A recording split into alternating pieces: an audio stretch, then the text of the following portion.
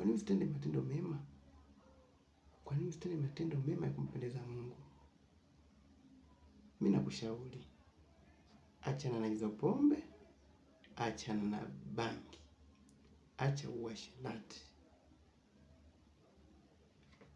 Mtii Mungu, tii ile sauti ya Mungu, kwa sababu haujui kesho yako.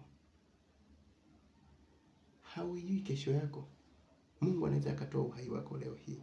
Ukiwa pale ba unakunywa pombe. Tumeshaona vifo vingi. Mwingine anatokea kifo kinamkuta yuko guest.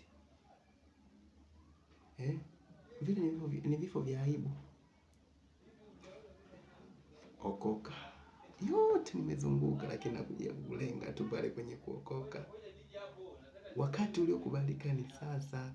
Hakuna wakati mwingine. Angalia si wenzako nyuso hivi, sura zinanawiri. Tuna nguvu za kutosha. Hatujajaribu hayo mambo hayo mabaya.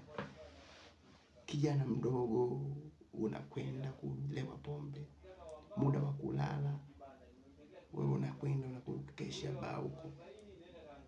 Unatafuta hela zako kwa nguvu, unazipeleka baa, unakwenda kukesha baa, unalopoka maneno hata yasio na msingi.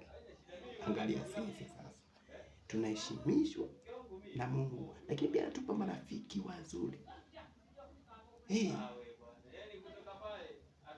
Ukiokoka bwana, hakuna kitu cha kuyumbisha. Mungu akubariki. Najua unaenda kubadilika.